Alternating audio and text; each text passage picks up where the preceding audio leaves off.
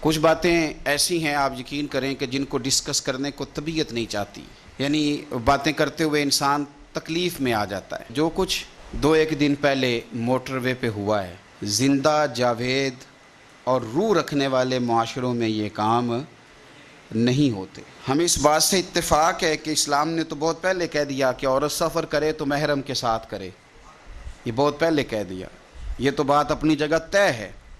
لیکن یہ ہے کہ کوئی غیر مسلم تو نہیں نا بستے یہاں، اور کوئی ایسا تو نہیں کہ لا قانونیت ہے، اتنا بڑا محکمہ ہے پولیس کا، قانون نافذ کرنے والے ادارے ہیں، کہاں چلے جاتے ہیں یہ لوگ؟ اگر کہیں کہ جرم ہو گیا اور ہم غافل تھے تو پھر بھائی غفلت کی تو بہت بڑی سزا ہے۔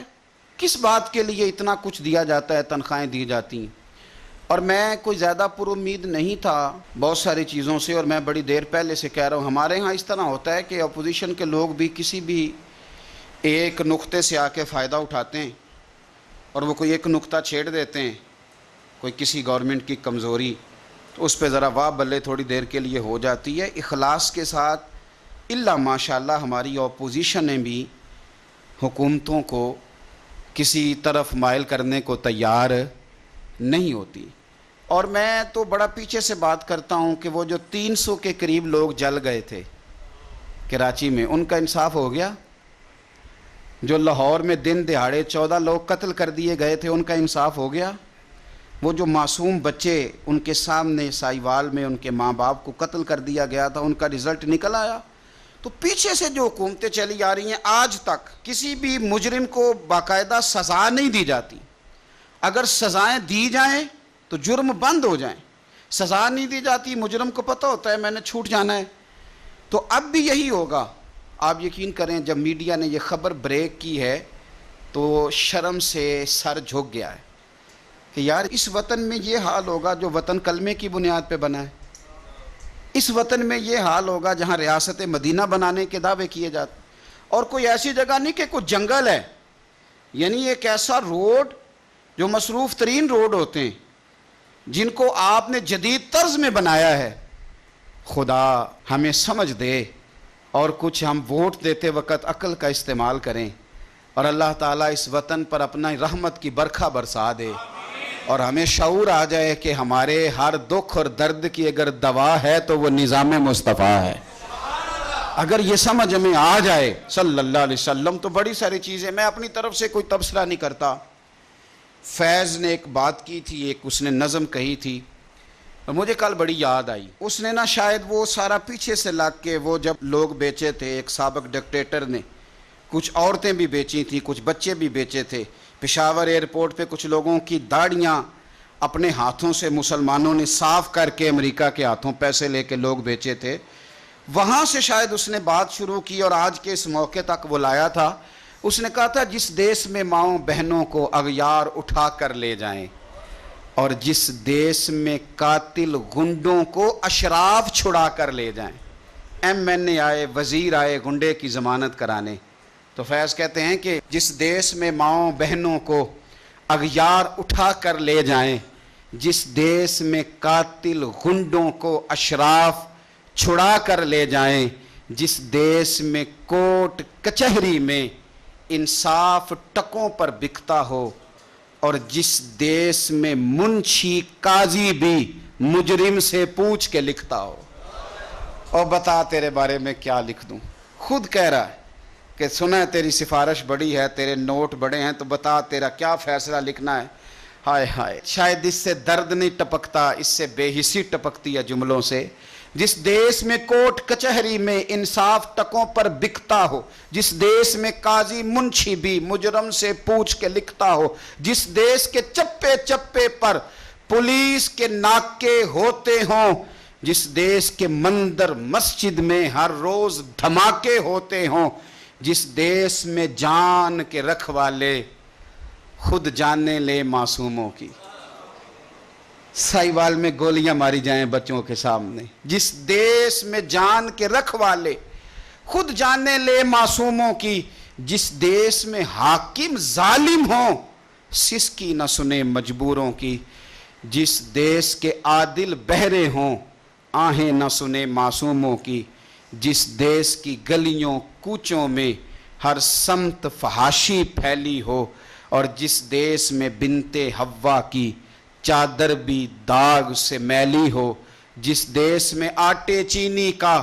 بحران فلک تک جا پہنچے، جس دیس میں بجلی پانی کا فقدان حلق تک جا پہنچے، جس دیس کے ہر چوراہے پر دو چار بھکاری پھرتے ہوں، اور جس دیس میں روز جہازوں سے امدادی تھیلے گرتے ہوں، اور جس دیس میں غربت ماؤں سے بچے نیلام کراتی ہو، جس دیس میں غربت ماؤں سے بچے نیلام کراتی ہو، جس دیس میں دولت شرفا سے ناجائز کام کراتی ہو، اور سنو، جس دیس میں عہدے داروں سے عہدے نہ سنبھالے جاتے ہوں، اور جس دیس میں سادہ لو انسان وعدوں پہ ہی ٹالے جاتے ہوں، تو پھر فیض کا فتویٰ سنو۔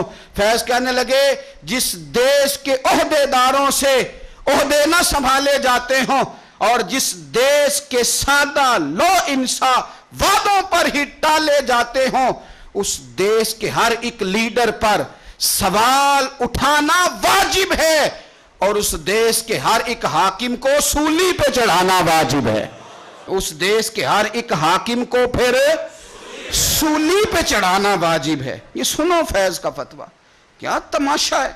اور تم سویرے اٹھتے اور اٹھ کے کہتے ہو کمیٹی بنا دی ہے۔ پوچھو اس ماں سے جس کی بیٹی سرے بازار رسوا کر دی گئی، اس باپ سے پوچھو وہ کس طرح انٹرویو دے گا اس کا بھائی، اور جب کچہری میں بلایا جائے گا اور جب سوال و جواب کیے جائیں گے، اور تمہارے تو پولیس کے اہلکار کہہ رہے ہیں وہ بی بی پہلے نکلی اکیلی کیوں، یہ تم جواب دے رہے ہو۔ اور کسی دانشور نے کہا تھا جس مقتول کا قاتل نہ ملے اس کا قاتل حکمران ہوتا ہے۔ نہ ادھر ادھر کی تو بات کر، یہ بتا کہ قافلہ کیوں لٹا، مجھے رہزنوں سے غرض نہیں پر تیری رہبری کا سوال ہے۔ کیا تماشا بنایا ہوا ہے، روز ایک کمیٹی نہیں بن جاتی ہے۔ بتاؤ کہاں ہیں وہ جو فیکٹری میں مزدور جلے تھے، بتاؤ ان کے مجرم کہاں ہیں۔ بتاؤ جو لاہور میں 14 لاشیں گری تھی، 16 لاشیں گری تھی، ان کو کس نے مارا؟ وہ جانوروں کا خون تھا جہاں دل کیا بہا دیا۔ وہ سائیوال میں جو میاں بیوی مار دیے گئے تھے، کیا وہ اس دھرتی کے پالے نہیں تھے؟ کوئی پرسان حال نہیں ہے یہاں، کسی کا کوئی پوچھنے والا نہیں۔ کدھر ہے وہ مجرم، کہاں تم نے ان کو سزائیں دی؟ آؤ میدانوں میں بات کرو، اور یاد رکھنا اگر تم جواب نہ دو تو پھر ہمارے پاس جواب ہے۔ پھر ہمارے پاس جواب ہے کہ جس مقتول کا قاتل نہ ملے اس کا قاتل، پھر ہمارے پاس جواب ہے۔ خدا سے ڈریں۔ اور میں نے بہت پہلے کہا تھا، پھر کہتا ہوں، ہمیں کوئی امید نہیں تھی، ہمیں پہلے بھی پتا تھا کہ نمبر پلیٹیں بدلی ہیں، انجن تبدیل نہیں ہوئے، اور نمبر پلیٹیں بدلنے سے گاڑیاں نہیں ہوتی، کوئی تبدیلیاں آیا کرتی۔ ہماری تبدیلی بس ایک بات میں ہے، اور وہ بات یہ ہے کہ مصطفیٰ کریم کا نظام نافذ کر دیا جائے، بس اس کے علاوہ کسی اور جگہ گزارا ممکن نہیں ہے۔ اور پھر میں بڑے دنوں سے کہہ رہا ہوں، میں نے تو صحابہ کرام کی بے ادبیوں پہ بھی کہا تھا کہ میں کسی اور کو بھی اس کا مجرم قرار نہیں دیتا، اس کی مجرم حکومت ہے۔ آپ کہاں ہیں؟ قانون نافذ کرنے والے ادارے کہاں ہیں؟ ویسے آپ کو بڑا پتہ چل جاتا ہے کہ اس کے پاس پیسے کتنے ہیں، ویسے آپ کو بڑا پتہ چل جاتا ہے کہ فلانے ادارے نے کہا ہے کہ فلانا لیڈر مقبول کتنا ہے، ویسے آپ کو ادارے گن کے بتا دیتے ہیں کہ کس کے کتنے بندے ہیں اور کون کتنا مقبول ہے۔ یہ نہیں آپ کو ادارے بتاتے کہ مجرم کہاں بیٹھے ہوئے ہیں، یہ نہیں آپ کو خفیہ ایجنسیاں بتاتی کہ ملزم کہاں بیٹھے ہوئے ہیں، یہ نہیں بتایا جاتا کہ فتنہ اور فساد برپا کرنے والے لوگ کہاں ہیں۔ باقی ساری باتیں آپ کو آپ کے تعلق کی لوگ کھول کے بیان کر دیتے ہیں۔ میں بڑی ذمہ داری کے ساتھ آپ حضرات سے بھی کہتا ہوں، حکومت وقت سے بھی کہتا ہوں کہ اب دیر نہ کرو، ورنہ یہ تھوڑے دن رہ گئے ہیں، قبر میں جائیں گے، لوگوں کے ہاتھ ہوں گے، تمہارے گریبان ہوں گے، اور تمہاری پشتوں پہ جھنڈے لگے ہوں گے کہ تم غدار تھے، پشتوں پہ جھنڈے لگیں گے، حدیث سے ثابت ہے۔